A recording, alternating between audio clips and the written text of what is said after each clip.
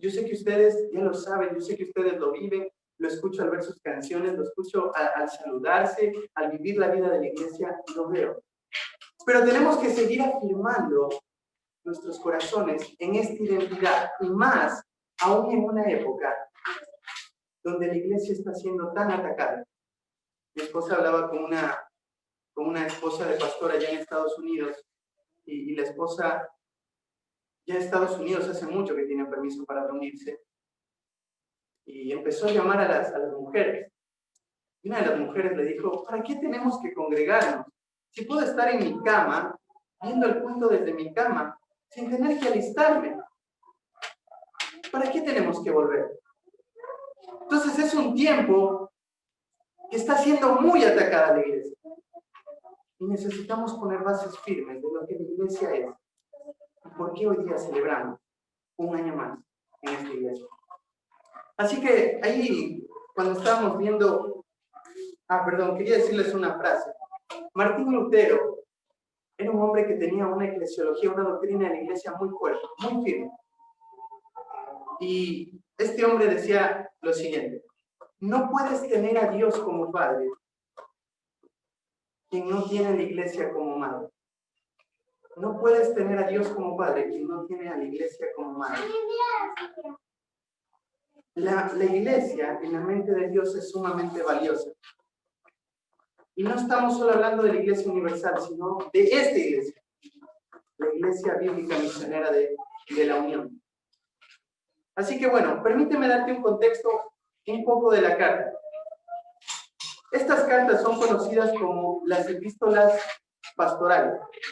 Y son conocidas de esta manera porque dentro de ellas fue Pablo afirmando el corazón de dos hombres, de sus discípulos más cercanos, Timoteo y Tito. En ellas encontramos cómo la iglesia tiene que funcionar en los detalles más mínimos. En ella encontramos qué es la iglesia en la mente de Dios y por qué es tan importante que la iglesia viva en orden.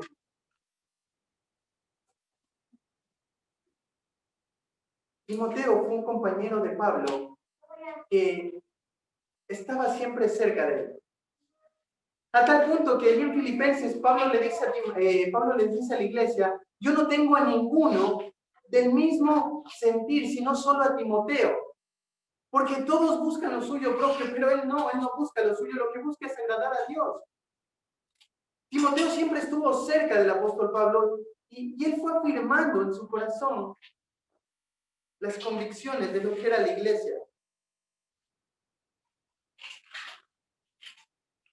Así que Timoteo, por ese deseo y ese corazón de ir y afirmar las iglesias locales, de acompañar y fortalecer a los creyentes, el apóstol Pablo lo envió a varios lugares. Él estuvo en Corinto, él estuvo en Éfeso, estuvo en varios lugares, acompañando que la obra de Dios pueda crecer.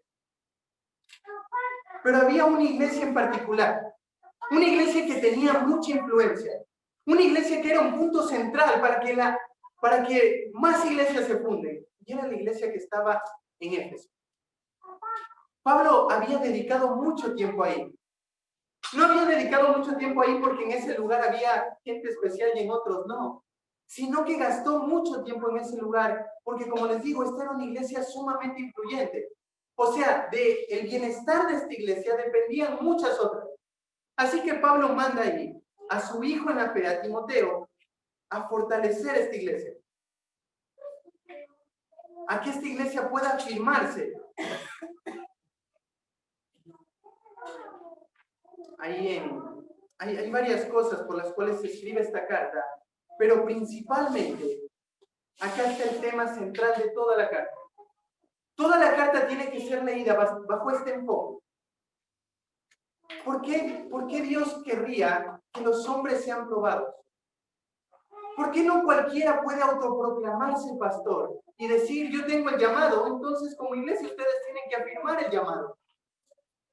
Es que para Pablo, la iglesia es la institución más sagrada en este mundo. Tener iglesias bíblicas ordenadas en la forma como Dios lo ha establecido en su palabra es vital para el mundo. Una iglesia que no está ordenada bíblicamente no va a traer conflicto en este mundo. Pero una iglesia ordenada bíblicamente va a hacer mucho ruido en el mundo, porque se va a parar firme. Así que Pablo le dice a Timoteo, esto es la iglesia. Y por esto están todas estas cosas. Por eso tienes que defenderla de los falsos maestros.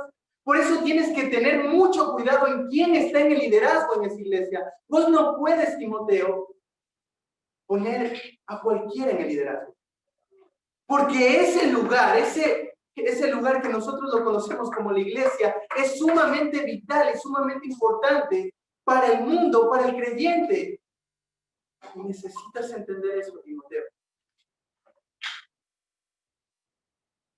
Y acá va a hablar de algunas cosas. Así que son tres verdades la que quiero esta mañana afirmar en nuestro corazón.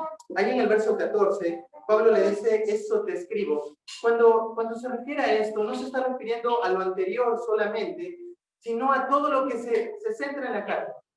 Todo lo que contempla esta carta, todo lo que conlleva esta carta fue escrito para esto. Dice, aunque tengo la esperanza pronto de ir a verte. Pablo estaba en Macedonia, pero Pablo no quería, en ese momento no tenía el tiempo para ir a Éfeso por algunas circunstancias que estaba pasando. Esta carta fue escrita justo antes de la persecución, aproximadamente en el año 63. Pero Pablo sabía que era fundamental escribir esta carta y afirmar lo que la iglesia tiene que ser y cómo tiene que manejarse. Así que le dice, para que si yo tardo, sepas cómo debes conducirte. Pablo no estaba dejando de lado el tener una entrevista personal cara a cara con su hijo amado. Él realmente quería encontrarse con Timoteo, pero sabía que si alguna situación frenaba que Timoteo no pudiera estar ahí, necesitaba tener algo. Necesitaba tener una carta que afirme la autoridad apostólica qué es lo que tenía que hacer.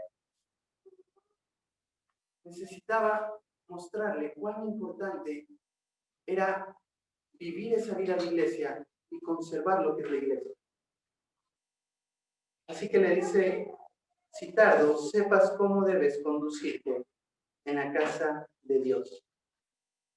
Esta palabra debes es una palabra que tiene un sentido más de obligación. O sea, Pablo le está diciendo a Timoteo, Timoteo, lo que te voy a decir a continuación, toda la carta no es una opción. No es si tú lo quieres o no lo quieres hacer. Esto es un deber de cada pastor hacerlo.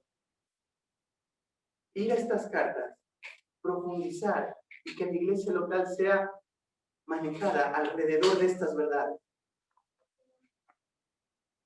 Le dice, esta obligación es de cómo te tienes que conducir.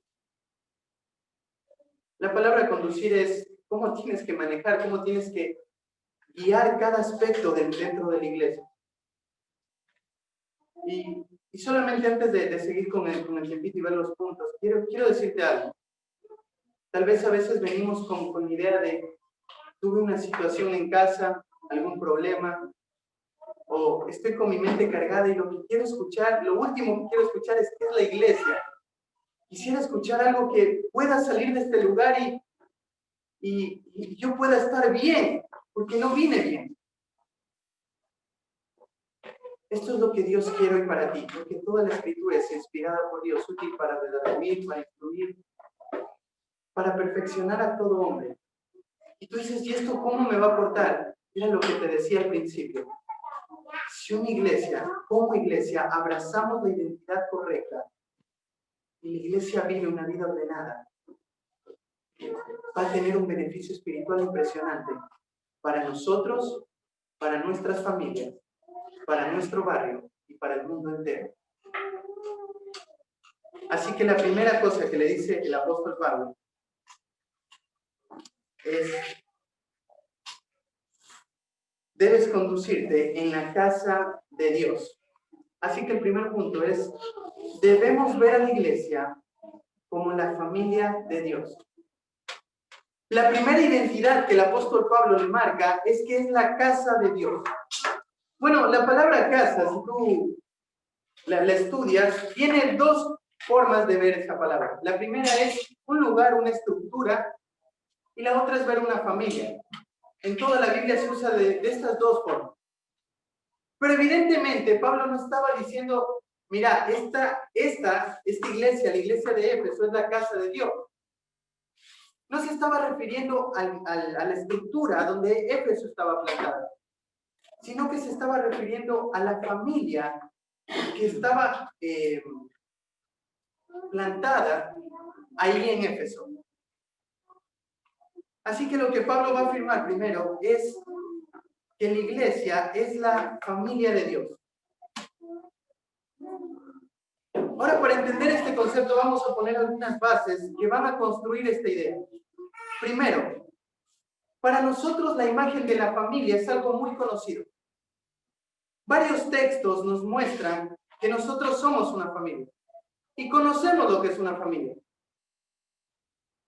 Ustedes saben las dinámicas que hay dentro de una familia, el amor que se vive dentro de una familia, la preocupación que se vive dentro de una familia.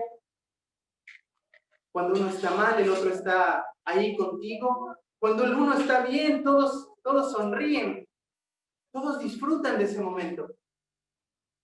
Cuando uno no tiene algo, el otro busca la forma de suplir esas necesidades. Así que el concepto de familia nosotros lo tenemos muy claro. Pero dentro de la iglesia nosotros somos llamados una familia. ¿Por qué somos llamados una familia? Bueno, tenemos el mismo Padre, que es Dios. Y eso lo dice allí en Efesios capítulo 4, el versículo 4, donde dice todas las cosas que producen unidad dentro de la iglesia. Tenemos una fe, un bautismo, un espíritu, un Dios y Padre, un Señor. Entonces, tenemos un mismo Padre. Y dentro de la Biblia muchas veces se afirma que somos hermanos con Cristo. Vivimos esa vida de hermandad. Así que esta imagen que Dios da de la familia es bastante íntima. No es una vida superficial, sino que la imagen que está plasmando Dios acá cuando nos llama familia es lo mismo que tú vives en tu vida cotidiana con tu familia. Solo que a veces en forma práctica nos cuesta vivir esa vida de familia. O la vivimos, pero en una expresión mínima o en una expresión menor. Y muchas veces el problema es por esto. A veces nosotros tenemos un mal concepto en cuanto a lo que es la familia y cómo fue creada. A veces pensamos que la familia fue creada para reflejar la iglesia. O sea, Dios constituyó a la familia para que se viera una identidad de lo que era la iglesia. Pero no fue así como lo dice la Biblia. Fue al revés. Dios crea la iglesia. Tú dices, no, Carlos, pero cuando vamos a Génesis, ¿qué está primero ahí? Está Adán y Eva. Y ahí está la familia. Dejará al hombre a su padre y a su madre, se unirá a su mujer y será una sola carne. Claro, esos tres requisitos que nombran hacen a una familia. Pero es que Dios, antes de la fundación del mundo, ya había hecho un plan que culminaría en algo que Pablo lo dice como un misterio, que es la relación entre Cristo y la iglesia, refiriéndose a que la familia es la sombra de la relación entre Cristo y la iglesia. Así que es claramente evidente que la iglesia es el reflejo de lo que tiene que ser la familia. Ambas instituciones fueron creadas por Dios. Ambas instituciones fueron creadas para que le lleven gloria a Dios. Pero dentro del plan redentivo de Dios, no tienen el mismo propósito. El matrimonio es algo temporal, la familia es algo temporal. La iglesia es algo permanente. La familia es algo pasajero. La iglesia es temporal. Las personas que tienes a tu alrededor son las personas con las cuales vas a cohabitar toda la eternidad. Si tienes familiares inconversos que no conocen del Señor, a quienes deseas ganar tan ardientemente, a veces uno mantiene relaciones tan intensas con ellos, pero realmente no tenemos la misma, no tenemos el mismo propósito, el mismo camino, la misma identidad. Es por eso que la familia es solamente algo pasajero. Esto no significa que yo dejo de vivir mis relaciones familiares, solamente que las pongo en un lugar correcto, entendiendo que Dios me dio algo eterno, y es esto que tenemos acá, la iglesia.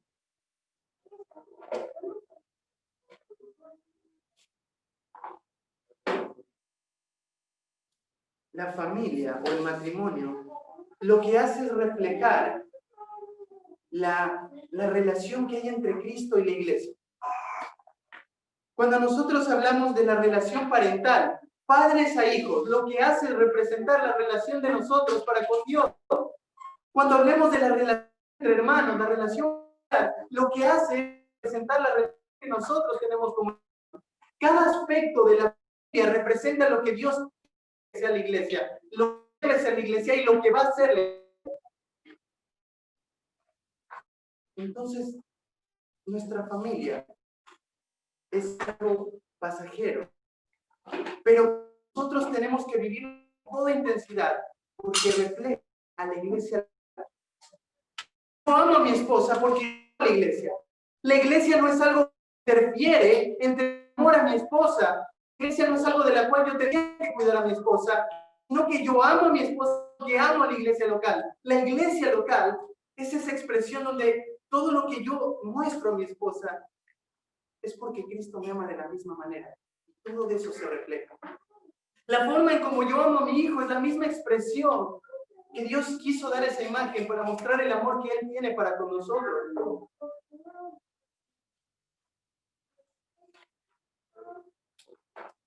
Es por eso que cuando nosotros preguntamos, ¿cuál es la prioridad para el hombre?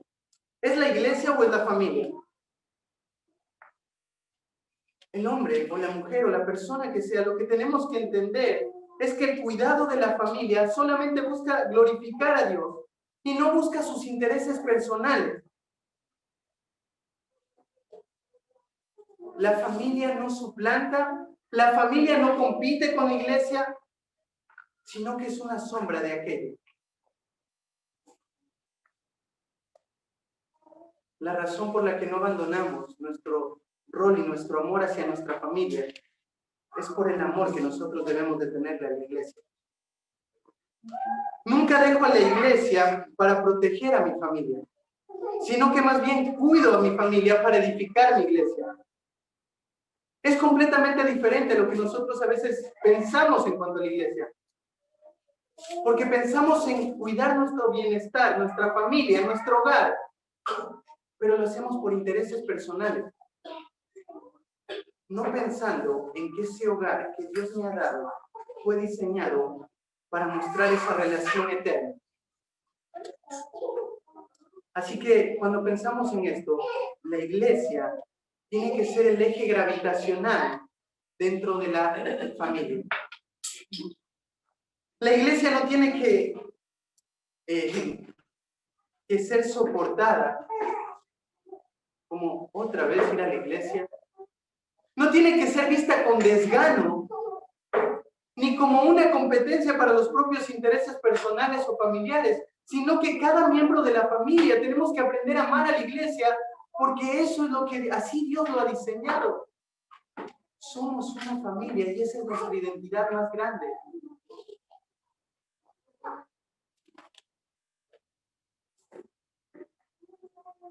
Tenemos que aprender a amar a nuestra iglesia. ¿Cómo son los domingos en tu casa? Cuando te levantas por la mañana, levantas a tus hijos diciéndoles, hoy es domingo. ¡Qué bendición! Otra vez vamos a volver a la iglesia. Cuando levantas otra vez domingo, ¿por qué no hacen el culto más tarde? Porque esto es lo que representa desde el momento en que tú te levantas, de cómo te acuestas el sábado a la noche, añorando este día, porque aquí se va a exponer todo lo que la familia, la identidad que Dios ha dado a la iglesia. Esto no es solamente un concepto teórico, sino que es práctico. En toda la Biblia lo vas a ver. Cuando el apóstol Juan dice, hijitos, no amemos de palabra, sino amemos en hecho y en verdad. Dice, para el apóstol Juan, un creyente no puede decir yo amo a Cristo si no cuida a su familia. No encaja. Y cuando estoy hablando de familia, estoy hablando de la iglesia. Más adelante va a decir lo mismo. Si alguno dice amar a Dios y no ama a su hermano, es imposible. ¿Por qué? Porque si amas a quien no puedes ver, ¿cómo puedes decir que amas a alguien? Si no amas, si amas, dices amar a quien no ves, ¿cómo no puedes amar a alguien que sí ves? Entonces, el amor expresado de familia es algo muy práctico, no es teórico. Ayer algunos hombres de la iglesia hicieron algo re lindo en la iglesia. Por la pandemia, sé que muchas familias han ajustado mucho su presupuesto. Y tal vez muchos han dejado de comer carne o cuidar mucho el presupuesto para que no se extienda. Así que algunos hombres de la iglesia cocinaron sándwiches de vacío con papas fritas y se llevaron a todas las familias de la iglesia. Solamente para mostrar amor. Solamente para disfrutar de esa vida de la iglesia. Y es lindo ver cómo ese amor se va observando y se va viendo en este tiempo. Así que Pablo arranca con este primer título para dejar en la mente de Timoteo que la iglesia es una familia.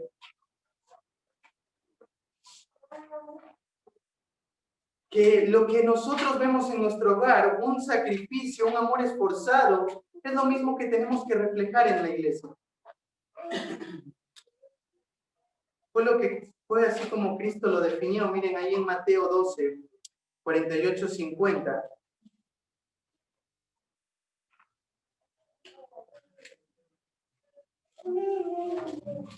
Dice así. Respondiendo él al que le decía esto, dijo, ¿quién es mi madre? ¿Y quiénes son mis hermanos? Y extendiendo su mano hacia sus discípulos, dijo, he aquí mi madre y mis hermanos. Porque todo aquel que hace la voluntad de mi Padre que está en los cielos, ese es mi hermano y hermana y madre. Jesús no tuvo pecado. Pero ¿por qué le responde así a su mamá y a sus hermanos? Bueno, si sigues el relato de los evangelios, los hermanos de Cristo no eran creyentes. Es más, se burlaban de Jesús. Al final de su vida, de la vida de Cristo, algunos hermanos creyeron. Entre ellos tenemos a Santiago y a Judas, que escriben 2 cartas, los medios hermanos de Jesús. Pero Jesús lo que va a poner acá es en una perspectiva correcta cómo ver la familia. Por más que tenga lazos sanguíneos con mis hermanos, por mi madre, no importa, esas relaciones se quedan acá, no son eternas. ¿Quiénes son mis madres? ¿Quiénes son mis hermanos, mi hermana? Son aquellos que hacen la voluntad de mi Padre. Ellos lo son. Entonces, este es el primer punto. Pablo quería afirmar esa identidad. Somos una familia. Y para pasar al siguiente punto, quiero hacerte una pregunta. Hasta este punto, ¿te ves como una familia dentro de la iglesia? ¿Vives las dinámicas de una familia? Si es así, gloria a Dios. Si no, te animo a seguir creciendo, a disfrutar de esto que Dios nos ha dado. El segundo punto, luego le dice que es la iglesia del Dios viviente. La siguiente parte de lo que Pablo le afirma a Timoteo es: debemos ver a la iglesia como la congregación donde Dios gobierna. Debemos ver a la iglesia como la congregación donde Dios gobierna. Pablo dice, esa familia que se expresa, no es una familia que hacen lo que quieren. No es una familia que deciden qué hacer y qué no hacer. No es una familia que pueden vivir cada uno como desee. Sino es una familia donde Dios está reinando y gobernando. Pero ¿cómo gobierna Dios? Si nosotros no lo vemos a Dios acá en la iglesia, no lo vemos físicamente, entonces ¿cómo es que gobierna Dios? Bueno, es que Dios ha establecido personas que reflejen su autoridad. ¿Quiénes? Los ancianos, los pastores de la iglesia. Los líderes son los que reflejan autoridad dentro de la iglesia local. Entonces Pablo le va a decir esto. Es Dios que está obrando de manera activa dentro de la iglesia, no de manera pasiva. Él es quien gobierna y quien dirige a la iglesia para sus propósitos eternos. Acá la palabra iglesia es una palabra muy conocida. Es la palabra eclesia. ¿Saben? Esta palabra se repite en toda la Biblia 115 veces. De las 115 veces, solo 5 veces hace referencia a la iglesia universal. ¿Qué es la iglesia local y qué es la iglesia universal? La iglesia universal está constituida por todos los creyentes de todas las épocas, desde Hechos capítulo 2 hasta el último día que venga el Señor por su iglesia en el arrebatamiento. Eso es la iglesia universal. La iglesia universal nunca va a estar congregada, completa, hasta que no venga el Señor. Ahí vamos a estar todos juntos y vamos a conocer a todos los hermanos que hoy no los conocemos. Pero las otras 110 veces habla de la iglesia local. ¿Por qué hace tanto énfasis las cartas en la iglesia local y no en la iglesia universal? Es que en la iglesia local es donde la expresión del reino de Dios se vive. ¿Vieron el mensaje de Jesús? Arrepentíos porque el reino de Dios se ha acercado. Les tengo una buena noticia. El reino de Dios ya se acercó y se está viviendo en esta iglesia. Está aquí. Tú dices, no, Carlos, cuando me muera, ahí va a venir el reino de Dios. No, está aquí. Es esto. Lo único que nos separa de disfrutar del reino de Dios de manera gloriosa es el pecado que asedia en nuestros corazones. Pero de ahí todos los condimentos de lo que va a ser el reino de Dios están aquí. Está la familia, están los hermanos, está Dios como Padre dirigiendo su iglesia, está Cristo como la cabeza, está la doctrina de los apóstoles como el fundamento que nos dirige y nos guía. Están todos los ingredientes. El reino está aquí.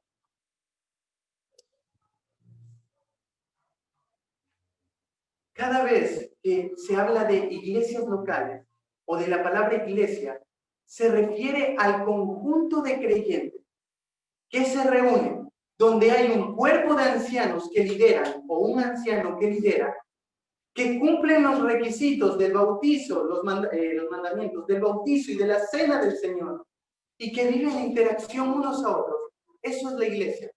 Es por eso que cuando estábamos a través de Zoom, añorábamos esto, porque es imposible ser una iglesia a través de una pantalla. No lo podemos hacer.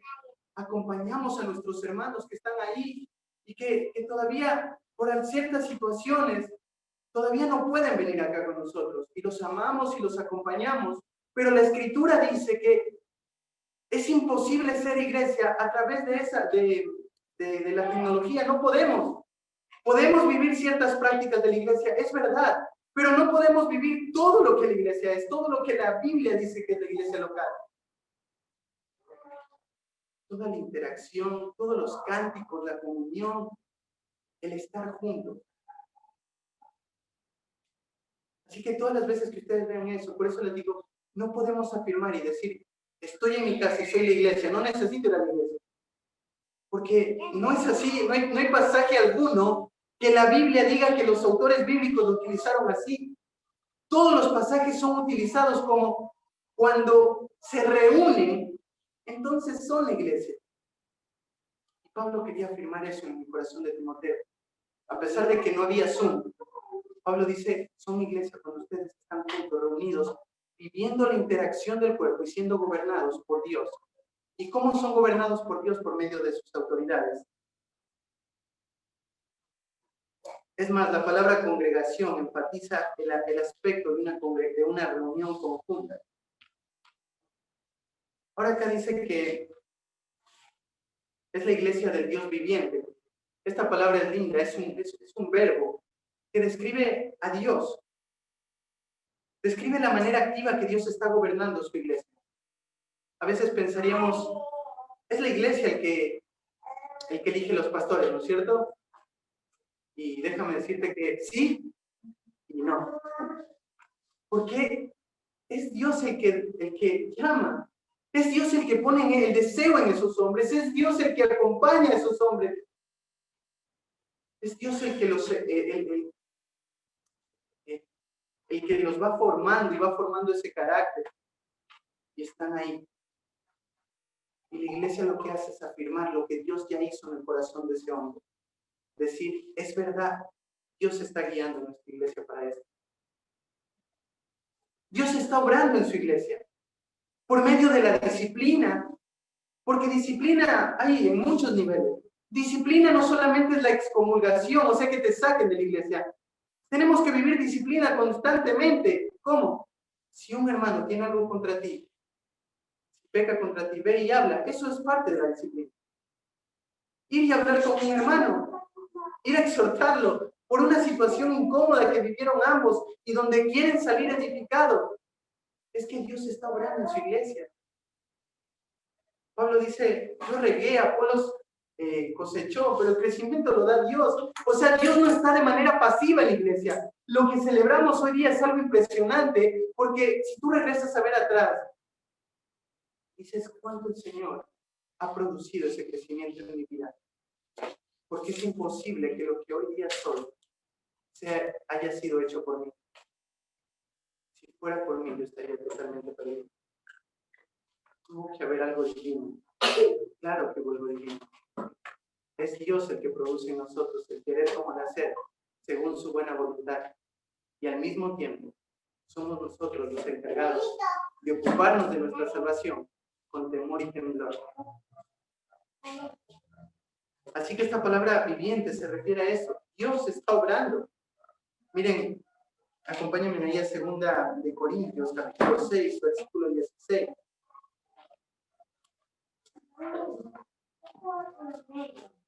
Segunda de Corintios 6, 16. Dice así.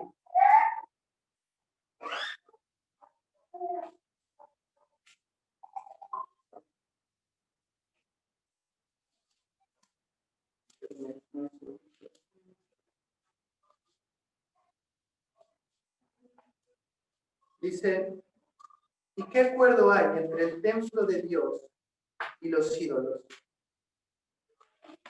Este lugar donde nosotros nos congregamos, la gente que pertenece a esta iglesia, es pertenencia completamente de Dios. Ahí, cuando Pablo hace su despedida a los ancianos de la iglesia de Asia, les dice, porque por precio Cristo compró la iglesia y es de su pertenencia. Muchas veces vas a ver la iglesia de Dios, el templo de Dios. Es porque Dios está ejerciendo su soberanía, su dominio sobre la iglesia constantemente. Un pasaje más, acompáñenme a Deuteronomio 5:26.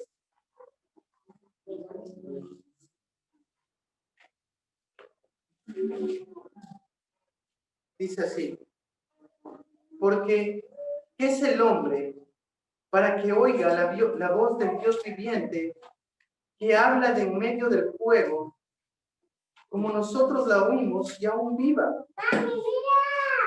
Acá es la primera vez que pasa algo asombroso que obviamente ninguna de las religiones había pasado. Para una religión, o para una religión pagana en ese momento, tener una comunicación con Dios es imposible. Claro, porque ellos adoran a Dios, es falso. Pero esta es la primera vez que Dios se habla, y no le habla a una persona, sino Dios le habló a todo el pueblo. Y todo el pueblo clama diciendo, ¿cómo es que escuchamos la voz de Dios y aún estamos vivos? Claro, es que su santidad emana tanto que ellos pensaban que iban a morir. Truenos, estruendo.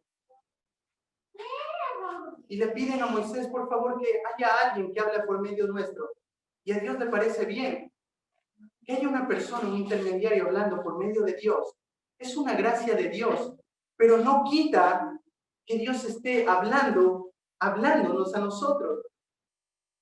Por eso el apóstol Pablo en 1 Corintios dice, nosotros no somos como aquellos que amedrentan la palabra de Dios, que hacen negocio de la palabra de Dios, sino que nos paramos acá adelante hablando de parte de Dios mismo.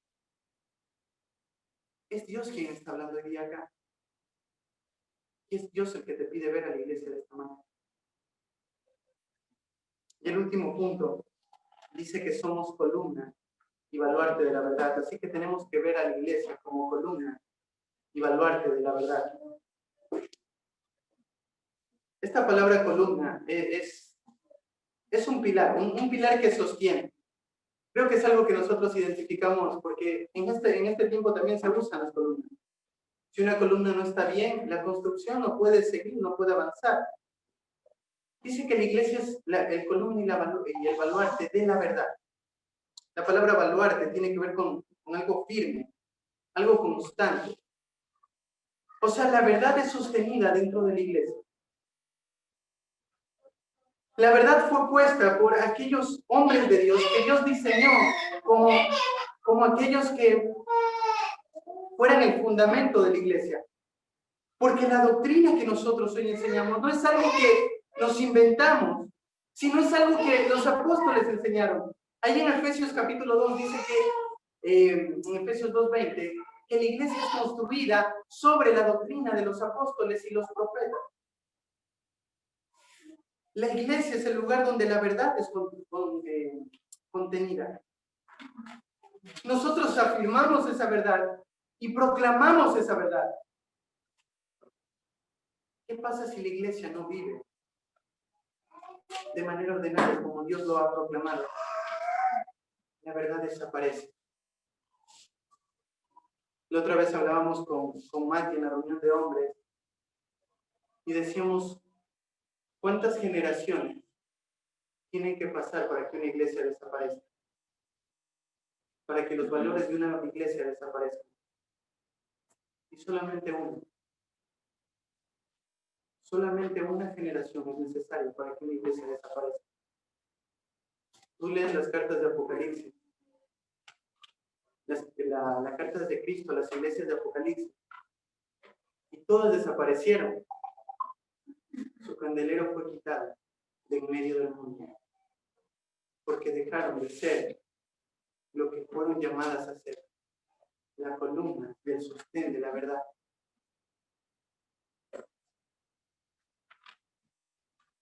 Nosotros nos paramos acá adelante y afirmamos convicciones que son reales, que son genuinas. Nosotros podemos hablar con personas que hablan acerca de que están a favor del aborto, con datos muy reales, sin movernos de ninguna forma, afirmando el hecho de que la vida empieza en la concepción. ¿Por qué lo afirmamos con tanta seguridad? Porque la palabra de Dios lo dice.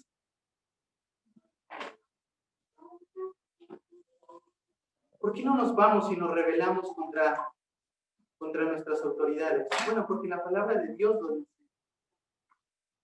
Nosotros, en la iglesia está la verdad. Si la iglesia pierde esta identidad, la iglesia va a desaparecer. Muchas iglesias han desaparecido. Son pocas las iglesias que llegan a cumplir 100 años. Son pocas las iglesias que llegan a cumplir 50 años sin haber perdido todos esos valores que el pastor fundador plantó en la iglesia. Y tú dices, ¿qué pasó? Bueno, es que cada generación no es responsable de alcanzar a su generación. Toda la iglesia somos responsables de alcanzar a todos, a los viejitos, a los jóvenes, a los ancianos, a los adultos, a los niños, en el mismo momento. Porque la verdad de la iglesia va a trascender en todas las generaciones. Cuán importante y cuán valioso es que afirmemos eso en nuestro corazón. La verdad que se nos enseña y se nos expone acá no es la verdad del pastor, es la verdad de Cristo, la verdad que mantiene la iglesia. Esa es la identidad de la iglesia local. Debemos de vivir bajo esa verdad.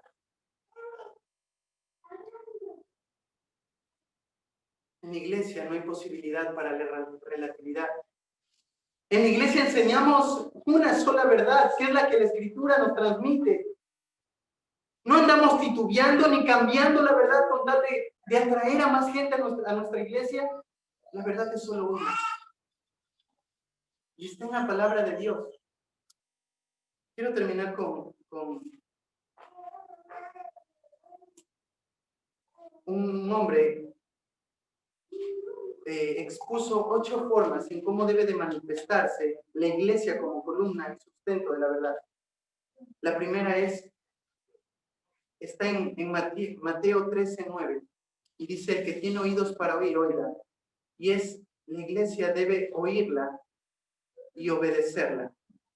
Para ser llamado la verdad, para que la iglesia sea identificada como esa columna y baluarte de la verdad, lo que necesita es oír la palabra de Dios y obedecer la palabra de Dios. El segundo está en 2 de Timoteo 2:15, procura con diligencia presentarte a Dios como obrero aprobado, que no tiene de qué avergonzarse y que usa bien la palabra de verdad. Una iglesia que mantiene la verdad es aquella que ha de saber usar la verdad. No es aquel que amedrenta, que negocia, que cambia, que le añade. Es aquel que corta perfectamente la palabra de Dios para exponer la verdad. El Salmo 119:11 dice: en mi corazón he guardado tus dichos para no pecar contra ti. Una iglesia que es columna y baluarte de la verdad, tiene que guardar la verdad. Que esa verdad esté penetrante en el corazón de cada miembro. Abrazar las convicciones que nuestro pastor expone es lo más importante. Podemos tener mucho conocimiento de afuera de las pantallitas y de muchos predicadores que va a ser de mucha bendición. Pero la mayor influencia no está en predicaciones de personas que predican a través de una pantalla, sino de nuestro pastor que cada domingo expone la palabra de Dios. Debemos guardarla. Ahí en Filipenses 2:16, asidos de la palabra de vida, para que en el día de Cristo yo pueda gloriarme de que no he corrido en vano, ni en vano he trabajado. Tenemos que saber sostenerla. Sostener la verdad es sumamente importante. No negociar las convicciones que Dios ha implantado en su palabra, ni permitir que suceda. Ahí solo anoten los pasajes para no hacerlo más largo. Apocalipsis 10:9. Tenemos que meditar en ello. Meditar constantemente en la verdad. Porque a medida que meditemos en la verdad, vamos a practicar la verdad. En Filipenses 1:16 tenemos que defender la verdad. Defender la verdad no tiene que ver con pararte y estar discutiendo de cuestiones necias, como dice el apóstol Pablo. es tener un deseo de edificar y de acompañar en vez de querer solamente ganar. Pero somos llamados a defender la palabra de Dios. Hay personas que a veces están debatiendo y dicen, no, yo no quiero pelear, porque la palabra de Dios no es para pelear. No se habla de pelear. Se habla de lo que dice en 1 de Pedro 3:15. Santificad a Dios en vuestros corazones y estad preparados para presentar defensa contra todo aquel que demande razón de la esperanza que hay en vosotros. Y dice hacerlo con mansedumbre y reverencia. Tenemos que estar preparados. Tenemos que saber defender la verdad. Mateo 28, 18 y 20. Por tanto, ir y ser discípulos a todas las naciones. Tenemos que divulgar la verdad. No es una verdad que está concentrada solamente en la iglesia, sino que nuestro deseo más grande es tener discípulos, discipular a todas las naciones. Recuerden que no dice ir y hacer discípulos en las naciones, porque si no bastaría con un discípulo en cada nación y ya está, cumplimos la gran comisión. No, la Biblia dice que tenemos que discipular a todas las naciones. Cada nación tiene que ser discipulada. Cada lugar tiene que haber un testimonio implantado. Así que tenemos que divulgarla. Colosenses 3:12 al 17. Debemos demostrar su poder en vidas santas y comprometidas. Es imposible que una iglesia afirme ser verdadera si no estamos comprometidos con la santidad. ¿Sabes? El mayor influencia de la iglesia primitiva no fueron los programas, no fueron las actividades, fue la santidad con la que vivían. Cuando mientras ellos vivían en santidad, el Señor añadía cada día los que habían de ser salvos por medio de la predicación. Así que ahí tenemos las 8 consideraciones de lo que implica ser una columna y un baluarte de la verdad. Ver a la iglesia de esta manera, lo que tiene que hacer es hacernos caminar como iglesia con continuo temor y temblor.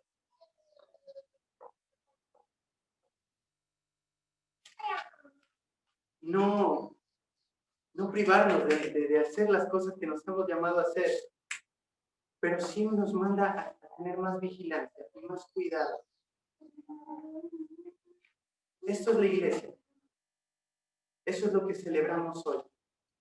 Eso es lo que festejamos, la promesa de Cristo en lo que hoy conocemos como iglesia. Así que felicidades, porque sé que son esa clase de iglesia. Pero que el Señor siga guardando cada uno de sus corazones como responsables de ser una familia, como responsables de ser una iglesia donde Dios gobierna, como responsables de conservar la verdad para que ésta no sea destruida. ¿Oramos? Amado Padre, buen Dios, Señor, qué privilegio hablar de algo tan especial como tu iglesia. Impresionante disfrutar de tu palabra y ver lo que tu palabra tiene para exponer lo que es la iglesia.